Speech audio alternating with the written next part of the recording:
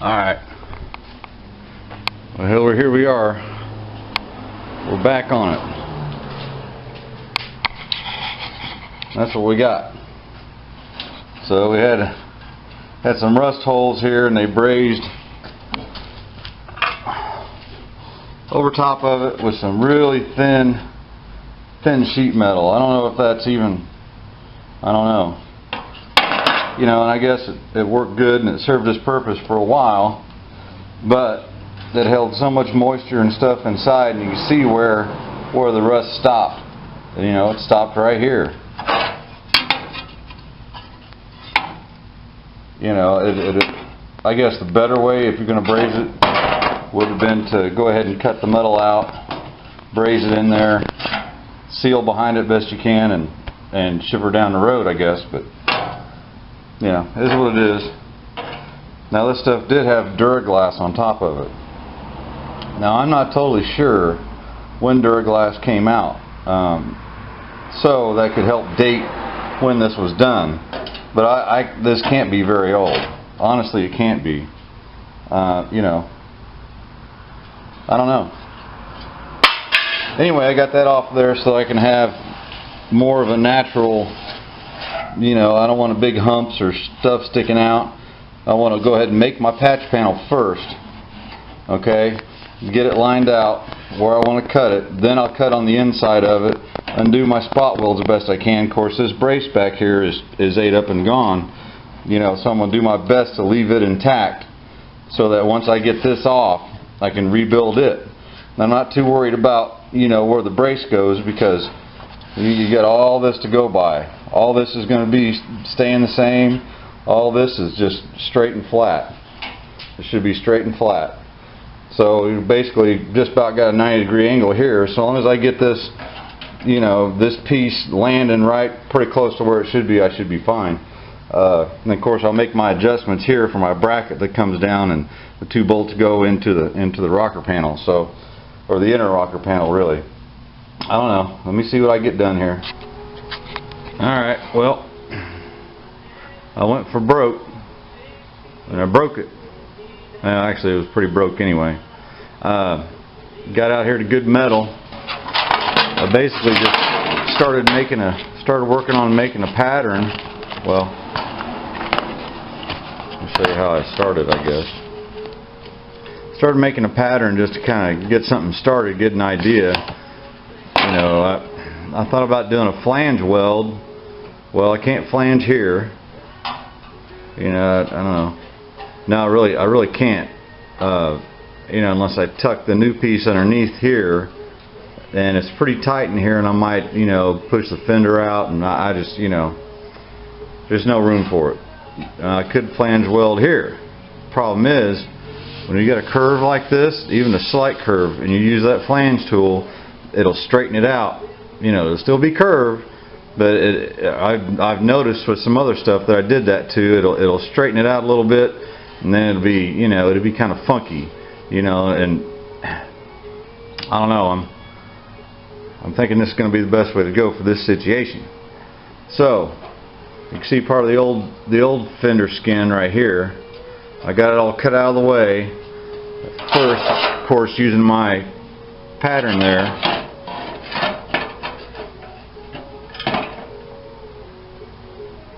Got me a nice piece made.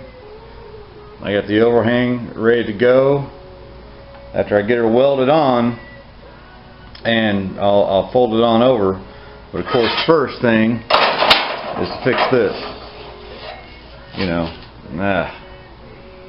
so this should be fun. But I did my best to use my cutoff wheel and cut the skin off of it, rather than beating on it and trying to bust spot welds and all that. So this is all going to get replaced anyway. This will too. Why bother with spot welds? But I at least got to have this thing kind of where it belongs, so when I start building it back, it ends up kind of where it belongs. You know, so that my new skin will butt weld right onto that bracket.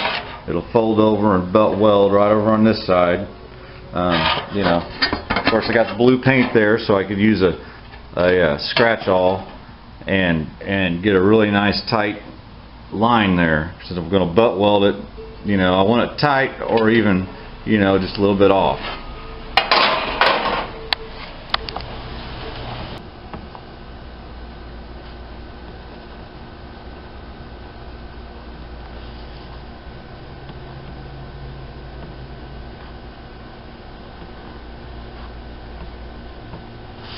Alright, I'll clock back in. I'll make this short since we're on time. You know, I've got a little bit of stuff here kind of going. Got an idea what I want to do. I changed my mind a little bit as far as this goes right here, varying from the factory way, and I'll show you that when I get this fender laid back on the car. So I've got to do a little bit of moving around and get the fender laid on there so that the bottom of it lines up with the rocker panel down there. Then I'll know, you know, how far in and out that fender is supposed to be, or at least somewhere thereabouts, huh? All right, I'll get right back with you. All right, we got the fender laid on there. Got the AC going. Let me show you what I got. Now, this fender's just sitting on here. And you can see the adjustment hole is here, or the bolt hole is right here. And I've got that like that for a reason, because I want, you know, I want my variance height-wise for the fender to go up and down, but I want to have a little room just for looking right here for this. Now here's, it's kind of hard to see. Here's my old piece that's still there, and that's giving me you know, it's giving me something to go by. And I've made my new piece that's going to go right in here. And it's kind of hard to show you with one hand, but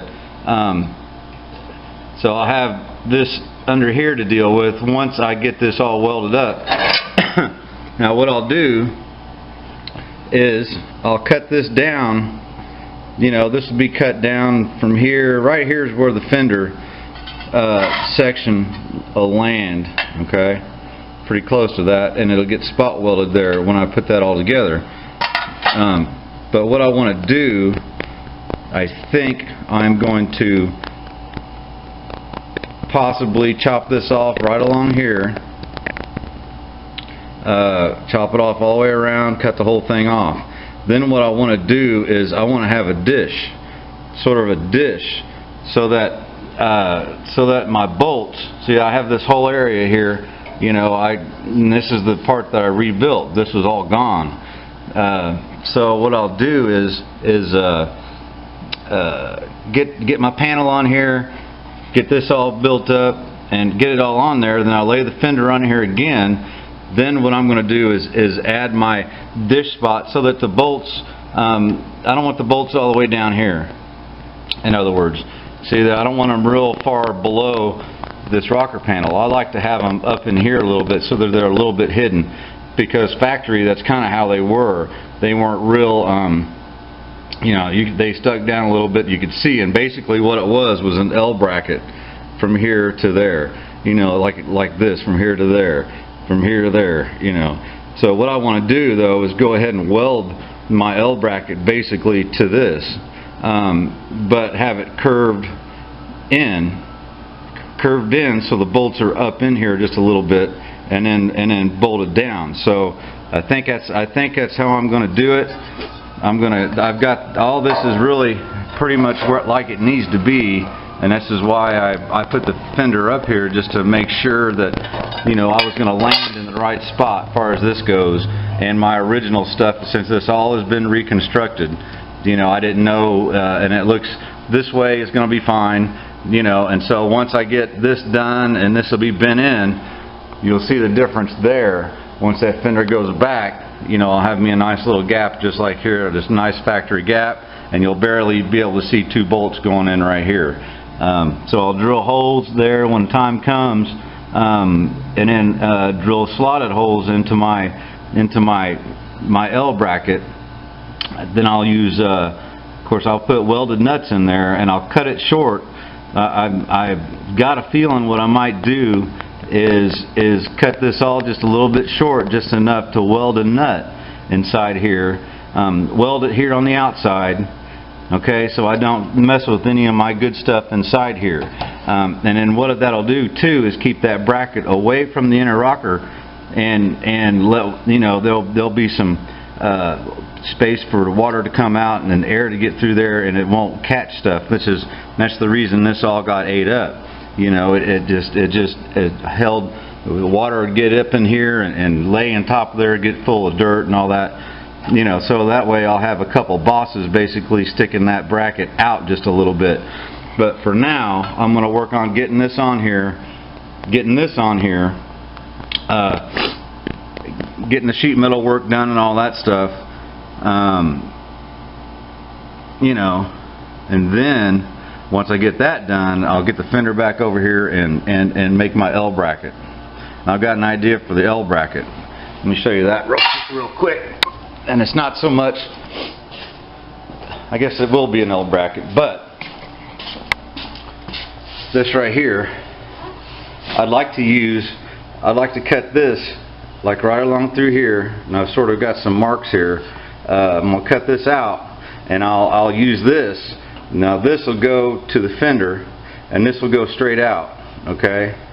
Then I'll come out with, you know, I might cut this all the way out and then fold it right here, and then right out this way. So then my bolts will be like that they'll be tucked up underneath this little lip. This will be the bottom side, just like this. This would be pointed up, and then the bolts would be up inside there a little bit. But I don't know. We'll see kind of how that goes when I get there. But one step at a time. Let's get this fender off this car and get some metal work done, get some welding done. All right. Here's what we got. Got a couple little stitchy welds here, and this is underlaid by, I don't know, less than 1/4 of an inch, maybe, you know, whatever. And it's welded solid on the other side. I don't know if you can see that or not. Welded solid. And the reason I did that is because, you know, you have holes inside this bracket, and water is going to get inside this bracket and be able to get in. So I've welded it solid here to, you know, of course help seal it up, keep the water from getting on this side of it. But if it does, it can get out of my joint and come down on the inside of the fender and then out this little drain hole I've got going here, because this will,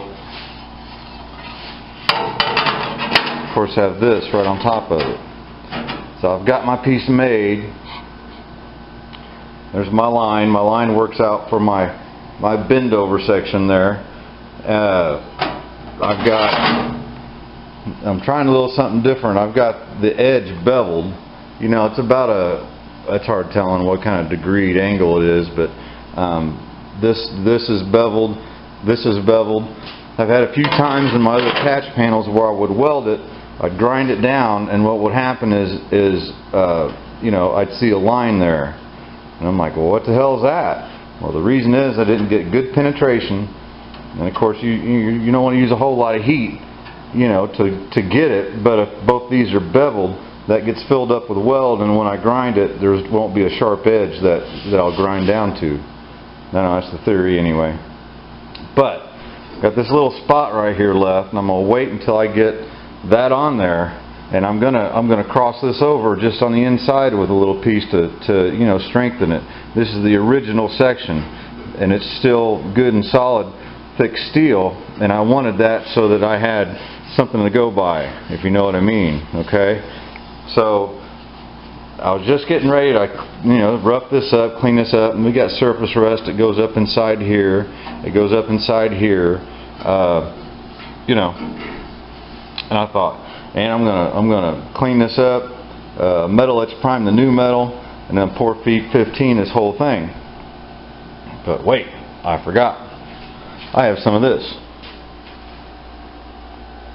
rust mort. My buddy Mike had turned me onto this. Mike Myers had turned me onto this, and it's going to be great for spraying up inside here. Of course, I can spray right through here and get to the inside of this here. That stuff kills the rust. The good thing about that rust mort is it is an acid based, and it etches regular steel. You know, he told me he didn't think it did anything unless there was rust on it, but I had it on there heavy enough and let it set and eat into it, and it roughs it up really good. So I'll do the same to my inside of my panel, because I want to pour 15 this right there where that goes together. And you know, no doubt I could probably get in here in this hole and through that hole and off the side here and try to get it to go inside here, but this is a real bad place for holding water. And why not? Why not go ahead and pour 15 this? You know, I'll do my edges with thinned out pour 15 once I get everything folded over and welded up and stuff, and wick it up inside there. But I'm not going to be able to get all this. If I make this I could make this a big hole if I wanted to, but then I don't have the strength. You know, I've got this is 16 gauge steel for a reason. You know, it's strong. And I want to keep it that way. So I'm going to spray some of that stuff on there, show it to you. Then, like I said, I've got to let this sit at least overnight. And I'm getting pretty tired. Anyhow, it's been almost 100 degrees in the dealership shop slave factory that I work in during the day, and it takes it out of you. It's a hot deal. They don't have air conditioning, little window units and stuff like that. You know, why would they want to do something like that? They might get more work done. Anyhow, that's on a different subject. So I'm going to squirt this stuff down.